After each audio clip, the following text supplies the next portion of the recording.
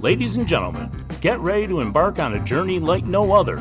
Welcome to the Glum Lot Podcast, your go-to destination for a unique blend of recovery and discovery. I'm Brett. And I'm Mark. And in this podcast, we will endeavor to create a safe and uplifting space for our guests and listeners to share their stories with sincerity and a touch of humor. Remember, we are not a Glum Lot. The Glum Lot Podcast is more than just a source of entertainment. It's a beacon of hope, proving that even in the darkest moments, recovery is possible. Every story we share carries the power to inspire positive change. So buckle up, get ready to listen, and join us in discovering the strength that lies within every individual's journey. This is the Glum Lot Podcast, where humor meets hope. Hey, Brett, guess what? What? Episode 50. It is the biggie. Yes, we have arrived at the 50th Milestone. episode. I remember the first one, we were like, we'll see how it goes. Maybe we'll do a few and see what happens. Man, and we've been on a tear ever since. We have been on a tear, so, but, I was just thinking today, and this has to do with our guest that's coming up, too, that nobody, and I was saying this to my wife today, I'm like, I don't know of one person who has not been affected by addiction and alcoholism in some way. Absolutely. Either a relative, a friend's kid, a kid's friend, a kid of a kid. But it's just so pervasive. And I was also saying, back in my day when I was growing up in the 60s and 70s, it's like opiates weren't really a thing for us. Right. That was an inner city drug, Sure. And now it's just so pervasive, and it really doesn't matter your socioeconomic, racial, religious location. Nothing matters. No. It just hits everyone. And, if it wasn't for recovery programs, recovery facilities, and recovery professionals, and I would say even mainly other addicts and alcoholics, we would have no answer for this epidemic. Absolutely And they do not. call it an epidemic. Absolutely not. There There still is yet to be anything medically, proven to solve it. Yeah, and it is one of the most tragic things I think people can experience, because I know just for myself, the people I've known that have died have been wonderful, intelligent, funny, loving, good people. Oh, it doesn't discriminate. It does not. Not at all. It's just the saddest thing to see. Well, and especially right now, we have a culture of escapism. Nobody seems to want, when things get tough, we don't want to deal with it. We want to escape. And that's evident in a lot of things that are out there for us right now. Yeah, and that is what seems like at first blush as an easy way out. Absolutely. This is how I'm going to deal with this. Yep. And then it's too late when you realize not only does this not work anymore, but now I've got this as a problem, and it is a deadly problem to have. This disease Well, it's hard to see a way out. Deadly. It is. And if nothing else, I just want, if somebody's hearing this that is in a bad situation, that there is hope. Absolutely. That people do recover. There's no guarantees, and it takes every ounce of effort to do it. But it takes work. There is no doubt about it, but there's people out there that'll help you through the work. Right, and there is a way out. Yes. And so as our episode 50 is here, we have a very unique type of guest today. Our very first episode was Matt Y., who is now a producer on the program and books a lot of guests and stuff like that. Does a lot of different tasks. His father is going to come on, and we want to talk to him and get his experience, strength, and hope on dealing with a child with addiction and alcoholism when you really go into it not knowing anything. Absolutely. I just had this come up last night. Yeah. I had somebody from my church past about 20-some years ago reach out to me, and we talked until midnight about this. And so very timely. And people don't know what they don't know. That's right. So it's, alcoholism and addiction is a very scary thing. Yeah. Especially when it's your child and you want to Oh my help God. your child at all costs. Yeah, and some people feel helpless. Yeah, and they feel guilty too. Yeah, but there are things that can be done. Absolutely. And so our guest, Maddie Y's dad, Greg, who's a great guy, I've known him for years. He's going to come on and talk to us about his experiences. So Let's bring him right out and welcome Greg. Welcome, Greg. All right, welcome Greg to the Glum Lot Podcast. We're glad to have you here. You're welcome. Thanks for coming out. No and problem. I'm going to do a little setup on this one because this is a little different. Usually when we have people on, they are alcoholics or addicts and they tell us their story and all this stuff. But we really want to get the perspective of a parent who has a son or daughter, young, relatively young, that is an addict or an alcoholic and really doesn't know much about it. Maybe he doesn't even recognize it at first or any of that stuff. And so if we could just start out with, your son Matt was our first guest. Right. We love Matt. He's part of the show now. I knew Matt growing up, and you, and he was always a great, funny, intelligent, well-liked kid. He's probably a handful. We had our challenges, no question. But so I know, Matt's story, and you can hear it. You can go back into episode number 1 if you want to hear Matt's story, and I'm sure he'll be talking about it in the next episode he's going to be on. But his first real challenge was with opiate addiction, right? Correct. And so at what point did you kind of start seeing something was up with him? Wow. Probably when he was in school. In high school? No, in college. Okay. In college.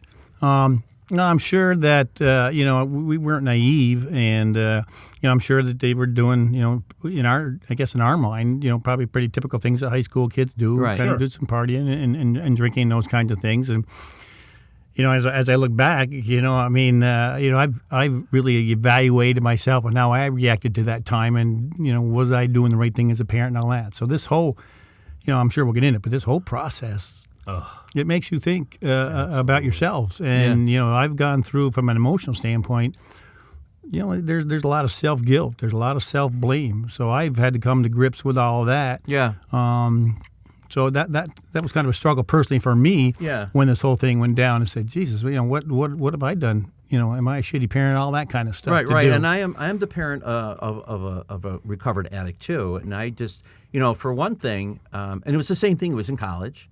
And I figure, well, he's probably getting high. He's probably drinking too much. He's chasing chicks, whatever, Right. You know what I mean?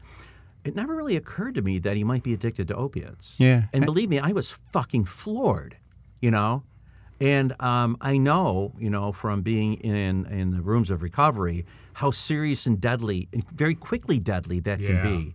And so, it really fucking cut me, It does, no question. And like we were talking before we just come on air, I think he, I don't know what you call it. I mean, did he get sober on opiates? I don't know. Did he, I think he got cleaned up on opiates. I don't think he ever stopped being an addict. Right. I think he substituted, some things outside of that, obviously, and I didn't see a lot of from a change of behavior standpoint. You didn't see a change? No. So what were some of those behaviors that you had started noticing in him when this started? Matt had a lot of anger. His mom and I split up when he was a teenager, and I think and that's one of the things I look back at and say, Jesus, how bad did we screw these kids up with that? But there was a lot of anger kind of going on in that process, and I think that obviously from a numbing perspective, he probably began to get into them. He would there was a lot of withdrawal from family functions. Didn't want to be around and all that kind of stuff. So you know what? I think too is you're probably a little bit younger than me, but not that much younger. And when I was growing up, opiates were not a thing. Like people that I hung out with, no one was doing heroin. No one was doing opiates. It just wasn't. It was an inner city thing. It wasn't even available to us.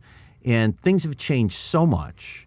And it doesn't matter where you come from or, what nationality, what your background is, how much money, none of that shit matters.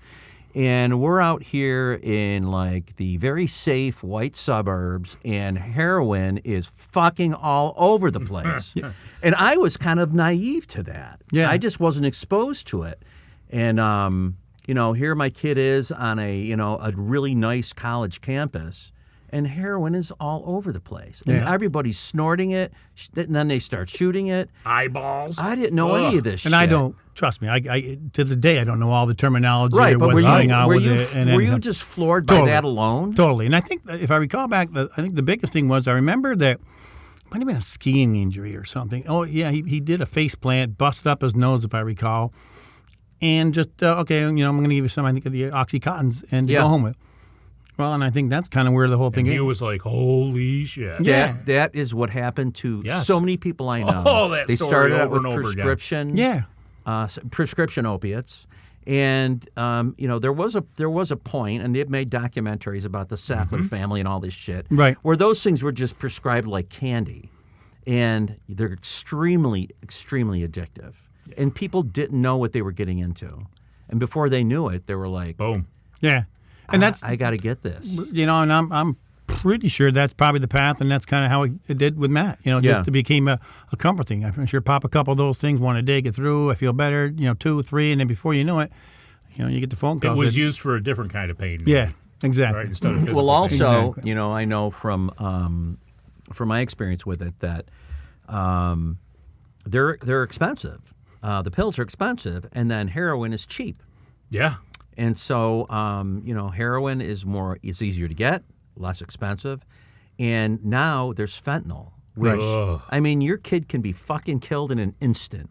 Yeah. And there's nothing, you wouldn't even know it. You don't know what you know what I mean? You don't know what's in it. Now I carry Narcan in my car, in my glove compartment, and the state will teach you how to use it and give it to you for free. Thank God. Because there's no coming back from it. It's not like like when you get blackout drunk, you're going to come out of it most likely.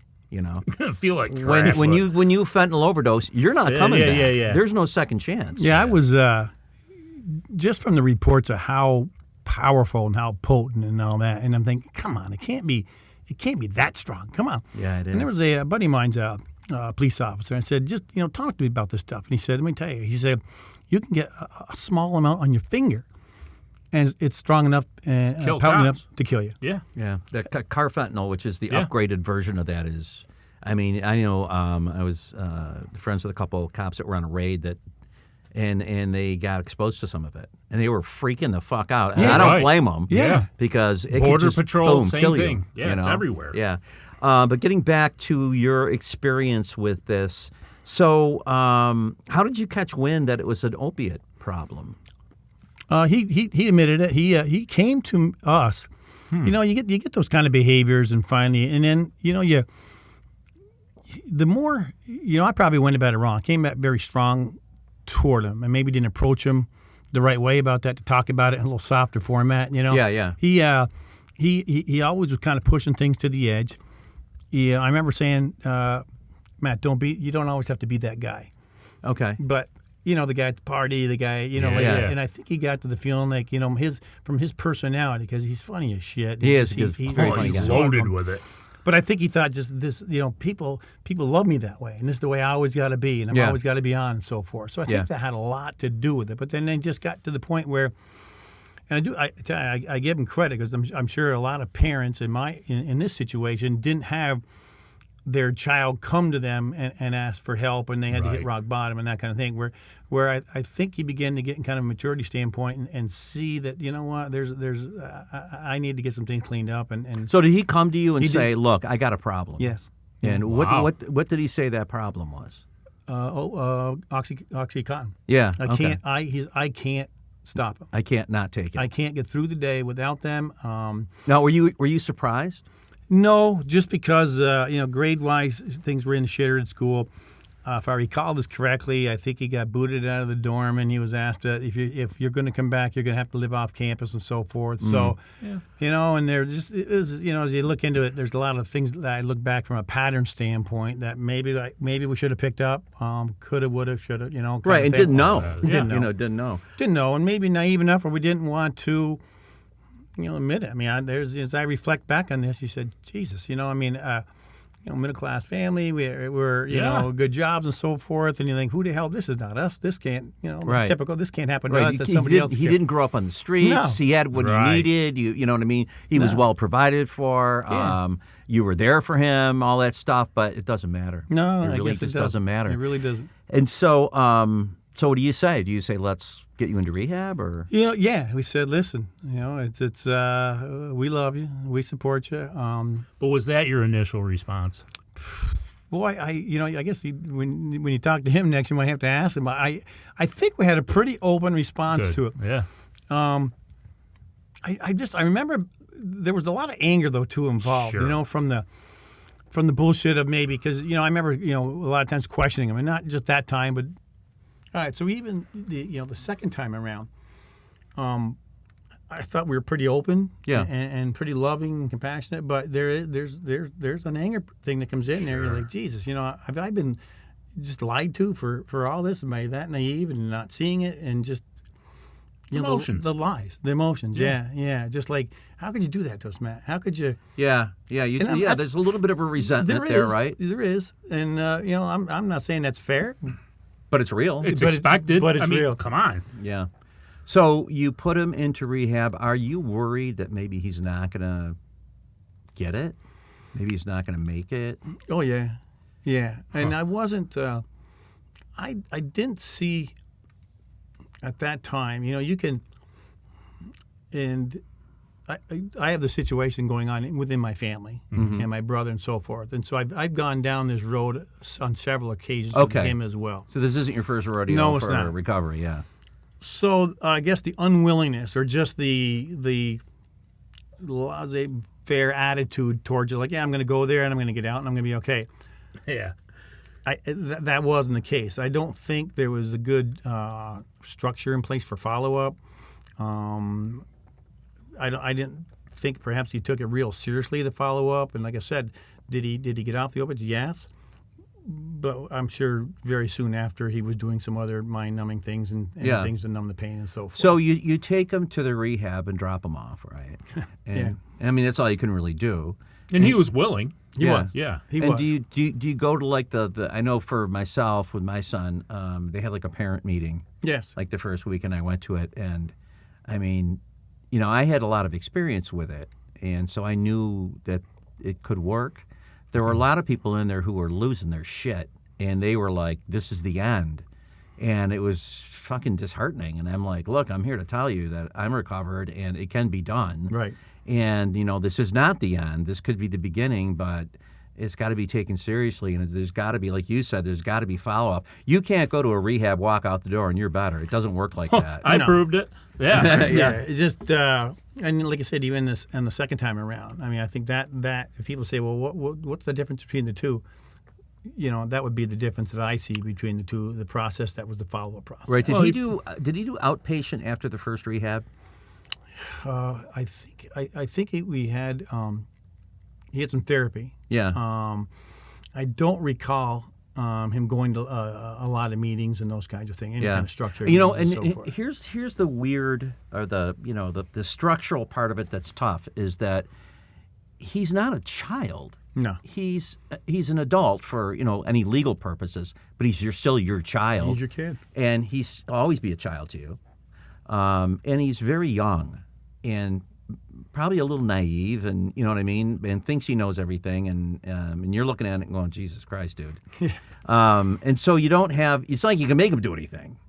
You hope he does the right thing. Correct. And when he tells you I'm okay, you're like, okay. I mean, what else do you got? It's not like you could say no.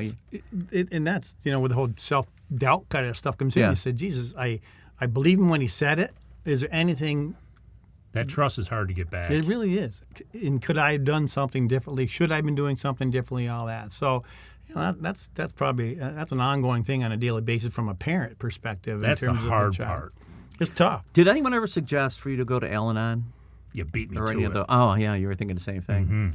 Mm-hmm. I'm sure somebody did. I'm trying to think. In the first time, if we did or didn't, I recall us going to one or two structured meetings with my wife. Yeah, I mean, Maybe it was Al-Anon, or something like that. Something right? like that, Yeah. yeah. Family Yeah. support of some kind. Yeah.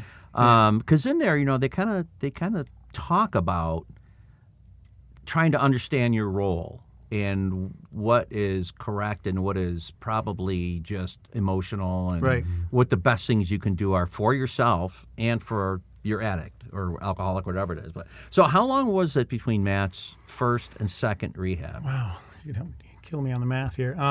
Years though, right? So he was, yeah. It was, it was around college time, just after college, being out until now, 30 some odd years old. So it was years. He just got his year, so yeah. So during that time, he gets past this opiate thing, and that's like, he's not in that danger, but you still see him drinking, right? Yes. Do you ever say anything like, Jesus, aren't you supposed to be? Yes. That must have pissed him off. Yeah. And that's the hard, where you don't want to be a nag. No, you don't want to be a nag. And with Matt, it had the reverse effect. It just kind of probably pissed him off more. And, I want to be an adult and I'm in control of my own destiny. I'll show you. I'll drink more. So, because I tried that route to begin with, and it obviously wasn't working. But there are times where, I have had the conversation, like you said, just you don't always need to be that guy, going to weddings and wedding receptions, and there's always that one guy that just takes it to the freaking the bar and beyond, and that was him. Yeah. And there had to be a certain amount of fear that maybe this is the next thing. Trust me, and I had that conversation with his mom on several occasions. Say this is I just worry. Yeah, right. And it wasn't to that point where I guess we didn't perceive it as a huge problem, but obviously it was, and it took years for him to and there was a couple other factors, and I think he referenced it on the first telecast, is that he got put into an environment where he has, from a job perspective.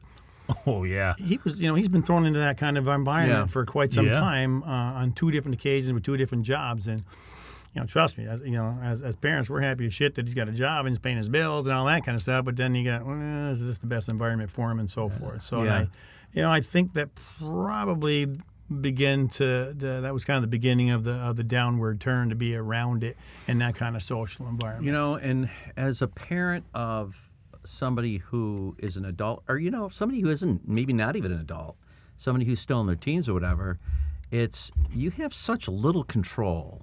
You can't hover on your kid 24/7. They have to learn to operate on their own. It's just functionally not possible anyway. But I don't know that it really helps. I mean, and I'll tell you a little story about that first parent meeting that I went to up at the rehab. There was a woman there whose husband was a nurse, and he got busted for stealing opiates, and it was the end of her world. Right. And she wept through the whole thing. And there was a mom on there who talked about, and she was with her husband, and her husband sat there with his arms crossed the entire time and didn't engage, and she was just talking about her daughter, her little girl who met a boyfriend who was a dealer and got into doing opiates with him and all this shit, and she was pretty distraught. And then this guy, and he goes, I got a good idea. How about not doing it? And I'm like, this fucking guy has no clue. He's going to be of no help. How about not do? Gee, I never thought of that. Well, not even opening your mouth. See how well you can he had no that. Understanding of addiction, right, or any of that shit. And I'm like, man, this guy can't really help his kid. It's it's interesting, because if somebody asked me today if I understand it, truthfully, my answer is no. Because I've seen it. It's in my family. I've got a brother several times that's been there to the rehabs and all that kind of stuff, and obviously with Matt. But from the addiction standpoint, it's hard. And I remember saying this to Matt. He says, listen, I feel so bad for you. But what he's never going to hear me say to him is I understand what you're going through, because I don't. I really, what's really interesting don't. too, and that makes so much sense to me, because for should I have been saying that to him? I don't know, but I don't understand it unless you put a friggin'. I was thinking about this thing. Those little Cadbury eggs you get around Easter time. Yeah. That's probably the closest damn thing I'm probably addicted to. Because once you eat one, I eat them can't like popcorn, stop. Right? Yeah. And my wife actually found out recently that see, now you do. You can buy those sons of guns all year when it's round. not Easter all year round. Yeah. But I'm like, that's kind of the closest thing I can consider myself addicted to. Because you know what? Because that's a craving, and that what's funny about alcohol or drugs with us is, they say, your first drink gets you drunk. Because if we have a drink, the mechanism kicks in, the mechanism of craving, and we want another one, right, and another one, and another one. And they also have another saying that's the man takes a drink, the drink takes a drink, the drink takes the man. And that's the way we are. Yeah. And it is, there are certain, I call them mechanisms of addiction that are common to all of us that we see. And it's usually, if we have a drink, we're going to keep going. Right. And then there's the thing about the obsession. We think about drinking when we're not drinking. We think, I'll finish this up and then I'll have a drink. Yeah. So you're always going towards it. But for a normal person, I mean, like my wife will have a drink and a half, and then she'll stop because she feels a disease with it, right? I mean, she doesn't like the sense of being out of control. Yeah. I'm like, I fucking love. Oh my being God, out of I control. chased that to the end. But I mean, it's literally something physiological, And there's in the big book, the book we have, there's a doctor's opinion, and they talk about that. Yep. But I can understand, and I applaud you for being honest with him, saying I don't get it. I don't, because if I don't want to drink, I don't drink. If I don't want to put a drug in my body, I don't do it. Correct. And that's the majority of people that don't. Is. And that's why it's so effective when they come into AA. And that's why it was all of a so sudden hard they got for this, some way that they know. It was so hard for this guy to understand. He was old school, and he was a banker. He was a very successful guy. And here's his daughter doing this shit. He's like, well, if you don't do it, you won't have the problem. So, it's very black and white to him. Right. But understanding the disease of addiction and alcoholism is the first step to helping someone that has that. Right. And it's like there are people out there are parents out there who are kind of enablers that will keep stepping back and, Well, we talked about that codependency. Yeah. And they want to fix it. Right, but the problem is that doesn't help either. It's real fucking confusing for people who don't. Yeah. Well, and I'll as I look back, I guess you could put myself in that category as an enabler in terms of it's hard to say, I guess the normalization of alcohol or drinking in terms of, we traveled together, on hockey tournaments and those kinds of things. And I think back now, that was a socialized activity for the parents to be in hotel rooms and out in the halls. Still, yeah. And you got teenage kids and doing hockey tournaments, and here we are with food and coolers of beer and that kind of thing. And nobody was out of control and so forth. But I guess as I look back, I said, wow. Is that really the best thing in terms of my kids' eyes in terms of normalization of this? Here's my thing about it is, in a way, yes, it is not a bad thing because, you're on a tournament with the kids and you guys are drinking beers, but nobody's getting completely fucked up, blackout, whatever. No. So that's pretty normal, and it's very normal for you. They're going to be exposed to it one way or another. Oh, absolutely. So at least they were exposed to it in a kind of a setting that's a little controlled, and not so crazy. When you get into college, as you know, shit gets off the hook. Everybody's trying to outdo each other, and it just gets nuts. So if not, then it's somewhere. There's no hiding from it. No, I hear you. And it is everywhere, and that's one. It is, yeah. As I went to the meeting with Matt there for when he got his 1-year PIM. That was one of the things that I came away understanding more was that the struggles, because it is for a recovering alcoholic, it's there every day. It's in their face, right? Yeah. Every single freaking you watch any sports, boom, beer. You go anywhere to a community store, events. Now they got flashing these signs, beer gardens and food trucks. Yeah, that shit's not going away. Everywhere. But you know what? That's the way it is. It is, and that's not going to change. But I can understand the struggles of that. Yeah. I mean, that would almost make me pissed off and say, Jesus, every day do I got to wake up to this? You know? do. Yeah. And that's I'm not trying to make. But that's where it becomes evident that the real problem is a mental issue in some way, shape, or form. Right. For us, because once we get over that part, we are released from that. Believe it or not, if we've done this correctly, we can recover from that. Now, if we forget that we can't think about it and it's still in our head and we're obsessing over it and we take it, we're done. But, as long as you're in a good condition, that goes away. And it did for me anyways. And I know many people that it doesn't bother us to be in those situations anymore. But right. We don't belong or we don't belong. Right. So we don't we don't not go to weddings. No. But we don't stay until everybody's getting fucked up in the 5th hour and they decide to have open bar for one more hour and we're going to be gone. Yeah. But so getting back to your story as a parent, so, Matt kicks the opiates, he's drinking. At what point does it become evident that may be a problem too? Are you seeing it? Yeah, in a very kind of minute level. And in terms of where I talked about don't be that guy, there was a couple instances where he was that guy. He just went over and the top, beyond. like weddings and stuff. Yeah, and just, and then in terms of his social circle of friends and those kinds of things, I mean, he just wasn't fun to be around. He wasn't a nice guy. And I've, many times I said to Matt, he said, listen, I love you. You're not an asshole, but there's a lot of times you act like an asshole. And I think that, when you start rubbing people the wrong way or are doing shit to people that just rubs them and pisses them off, and burning children. Yeah. Speaking from experience. Oh, no way. Oh, we'll get it. Yeah. Oh my God. You didn't actually like emoliate a child. Yes, that's right. Emulation. I remember. I learned what that term was when you said that. But anyway, so you're seeing his behavior when he's drinking. Yes. It's not that good, and you're saying something about it, and he's probably fuck you, right? Yeah. Yeah. Yeah, still lingers, so I got this, don't worry about it. Yeah, but at some point he starts to realize he doesn't have this. Correct. Right? So what happens? He, the day that I think he realized, I think he finally took some self-accountability, and I think that was probably a really important thing from his own standpoint, was from a maturity standpoint, and I think that was probably one of the first times that I saw him take some self-accountability.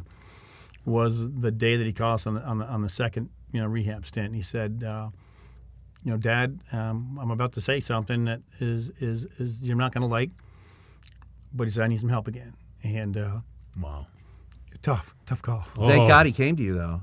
And I think that that alone is a very positive thing. And I said, okay. And once I got over he must have been at the bottom for that. He was. I'm telling you, this kid. Man, he took the shades, closed the shades, locked the doors. It was dark. His apartment was a shithole and smelling. Bottles were all over, and just been lied to. And so I didn't check on him for like 3-4 days, and he wouldn't pick up the phone, wouldn't take our calls and that kind of thing. And then then we got that call, and he said, Dad, I'm lying to you. Every time because I'd asked, send him a text, hey, you okay? Or you need any help? Blah blah blah. Just no response, no nothing. Right. Did some checks, talked to his brother. He said, can you go? He's not gonna listen to me. Can you go check on him? And they knew. They said, listen, he's in a bad place, and he's drinking again, and so forth. Which I knew, but I didn't know how bad. Yeah. Just he was bad. So he calls you and says, you're not gonna like to hear this, but I need help again.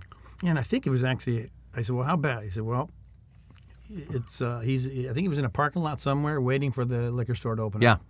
Yeah, he told me that. Yeah. Oh wow. At 9 o'clock in the morning. Yeah. And that's a problem. It's a problem. Yeah. Normal people don't do that. Nope. Yeah.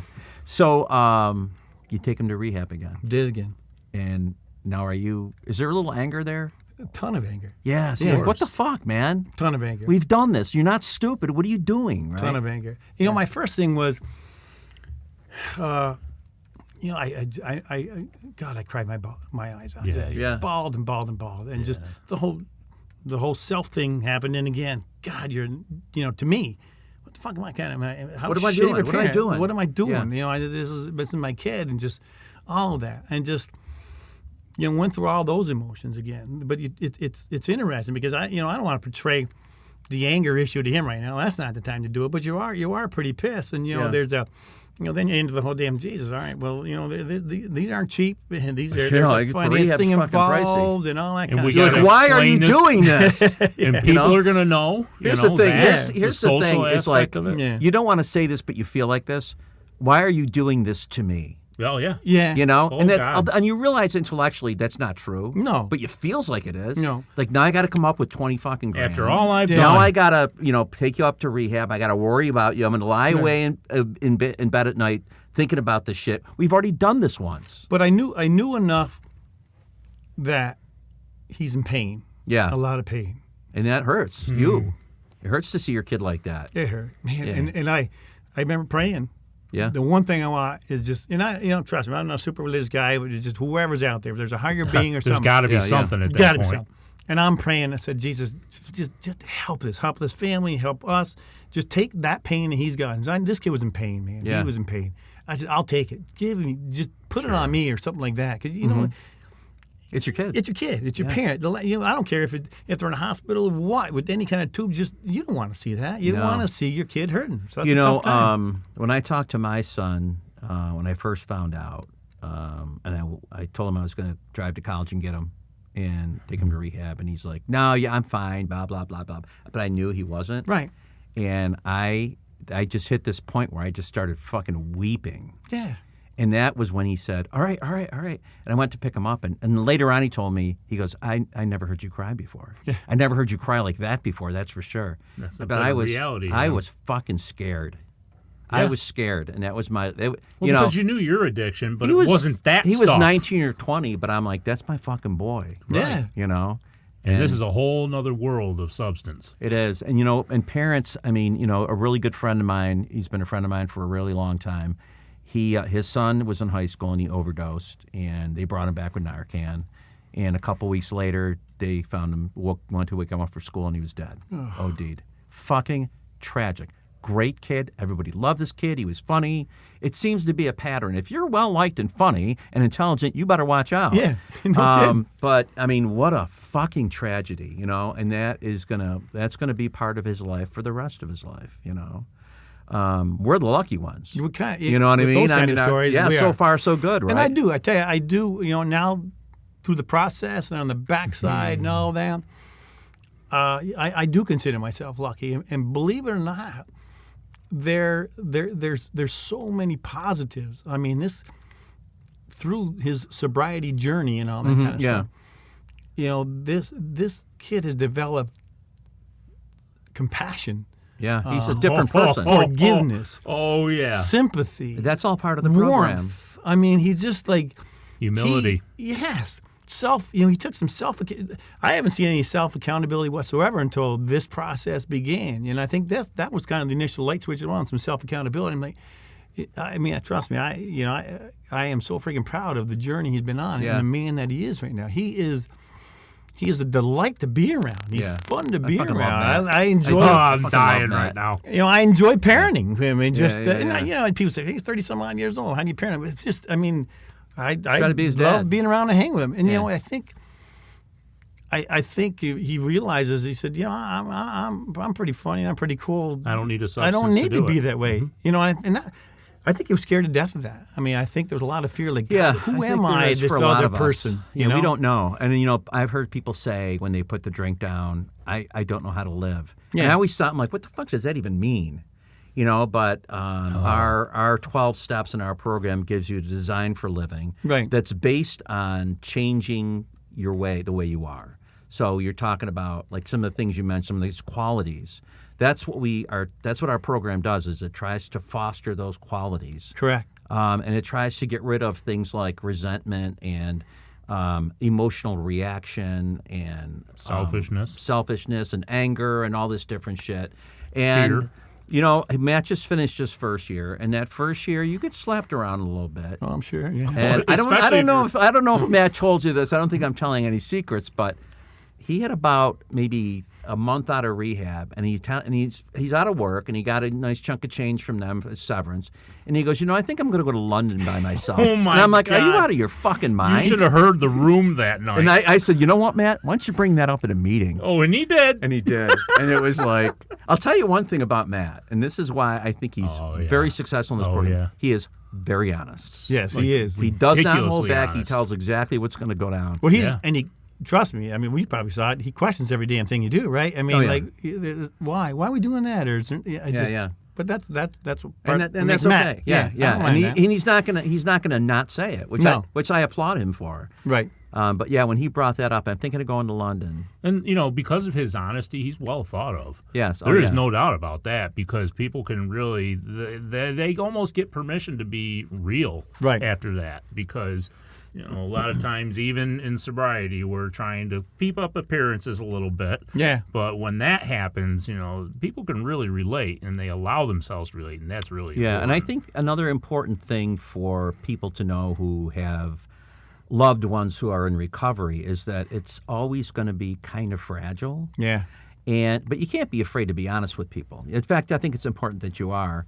But it's when people stop practicing what has gotten them sober and happy that they backslide. Yeah, because this disease actions. does not leave you. Well, and you talked about what's one of my fears. That's probably the major fear is like, when did you get to that point? Say, I got this, and then begins to slip back into his own world and not surround himself with people who are going through some of the same issues and same problems. You hit the nail on the head, yeah. And I did that for a while. You did. Yeah. I did for years. Most do. And I didn't go out and drink, but my life got kind of fucked up. Yeah. And I realized one day when the shit was hitting the fan, I'm like, oh my God, I got to go back to AA because I need that design for living. I'm not practicing. I stopped practicing it. And I needed to get back to that. So I got back to it, and everything took care of itself. Yeah, and I can see that because just even for those people in the meeting that I attended there, even if they didn't speak, you got to be sitting there thinking, man, I'm hearing a lot of similar stories and a lot of similar issues that I'm dealing with right now, and they're offering some pretty darn sound advice. And the things that are talked about in the fellowship and in meetings and stuff are not just alcoholic things. They're things that they're human things. Yes.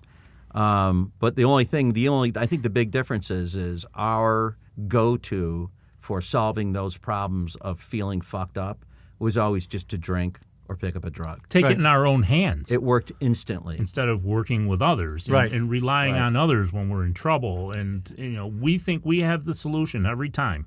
Like you said, I got this. Yeah. Well, we don't. And we're taught not to do that anymore, right? And start working with other people, get us out of our own heads so we're not sitting there thinking, we got it. And also, it's hard work. Yeah. Oh, I mean, it's all about living your it ass yourself. down. So it's not for the faint of heart. I mean, you got to be willing to, one of the main things is you got to be willing to say, I'm fucked up. Yeah. And everybody is. Every human being I've ever met is fucked up in some way.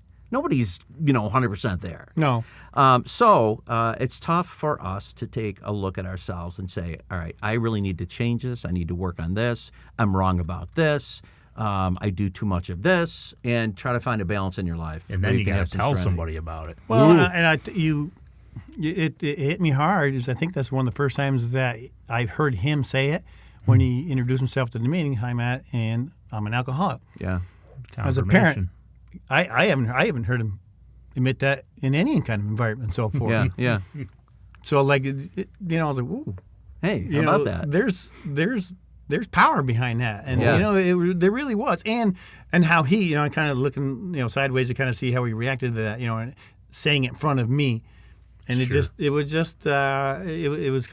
was like a cleansing. It was like a pure, honest moment. Yeah, and a pure, honest. You know what? Deep down, he knows that. Oh yeah. You know what I mean? Yeah. And that's part of the program. I mean, that's step one. That your life is unmanageable and you're powerless over alcohol or substitute any addictive shit in there and you'll have it. People, anything, doesn't matter. Yeah. So it's a tough journey for a parent, but it's not uncommon at all. And, I know a lot of parents. I sponsored this kid. He was about 27, and he was, I hate to say, keep saying the same shit. Great kid, very smart, funny as shit. Everybody loved him.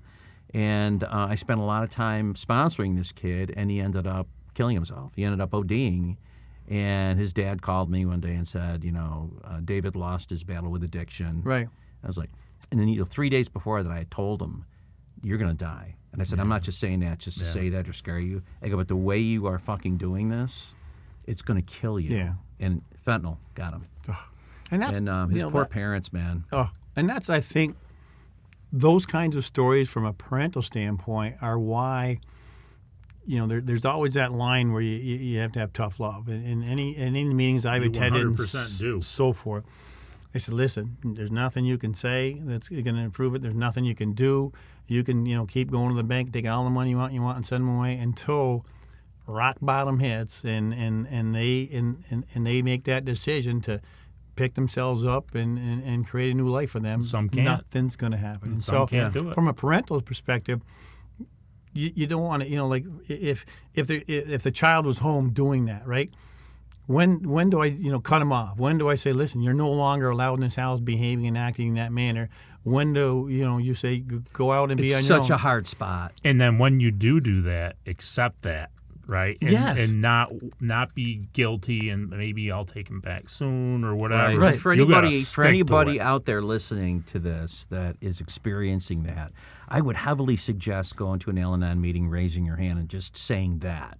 Yeah. Just saying, I'm at this point where I don't know what to do. And everybody in that room will have had the same experience, and they can tell you. And they talk about, I didn't cause it, I can't cure it, I can't control it. But there are things you can do. No question. Trust me, my wife's college roommate. I know she has a conversation going through a similar situation with her son. Yeah. Went through a tragic incident where he lost his father and took his own life. Mm-hmm. Obviously that's going to have anybody up, right? Yeah. And so he's she's just getting walked all over, and she's my wife tried to talk to her. She's obviously. But that's the only thing she knows to do. That's it. Yeah. Being Right enabled, now. and so That's I'm, right. Well, that's just what's like, good about Al-Anon is they'll teach Yeah, you they'll to teach- detach So with love. so when you do that, and that's the question. Yeah, So, boundaries. I don't think you can do it alone. And, No and way. you know what I mean? That's what's so great about a support system like Al-Anon. They're both we But do you programs. think is it known?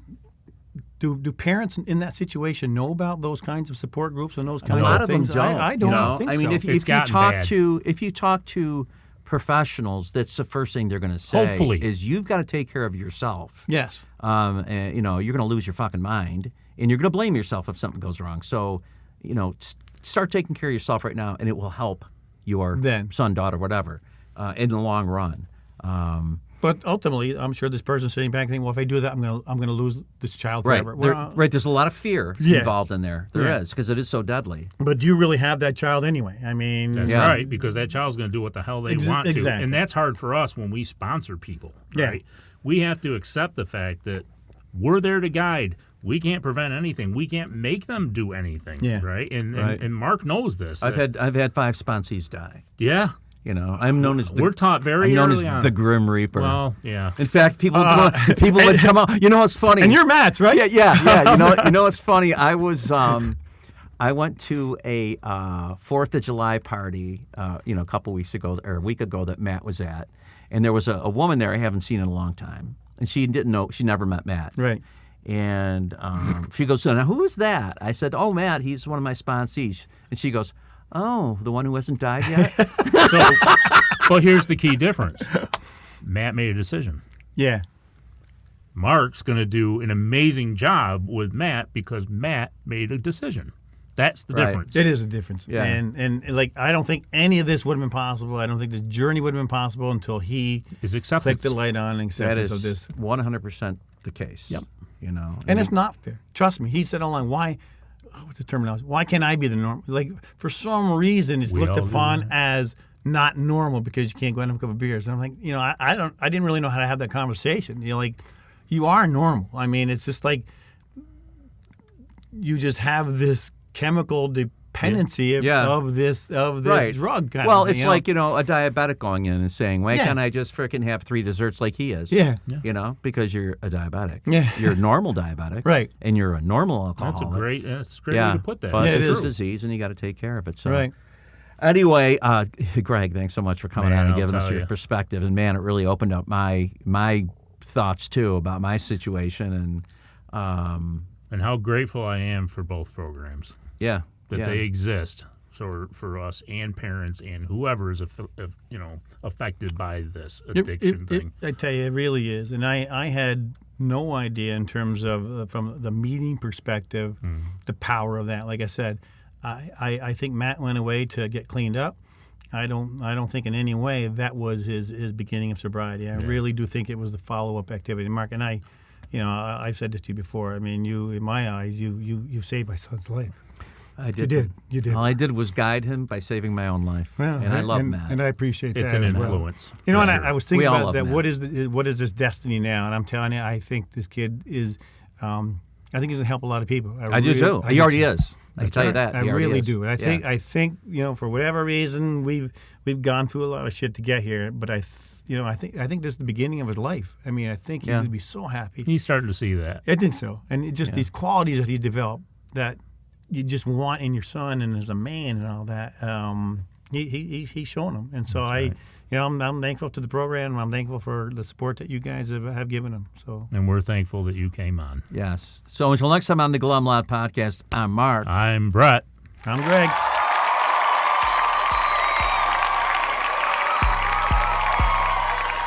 As we wrap up another episode of the Glum Lot Podcast, we want to extend our heartfelt gratitude to each and every one of you who tuned in today. Navigating the path to recovery from alcohol and other substances is a journey filled with challenges, triumphs, and self-discovery. Remember, we're not affiliated with Alcoholics Anonymous, but we're here to provide a safe space for open conversations about the complexities of recovery.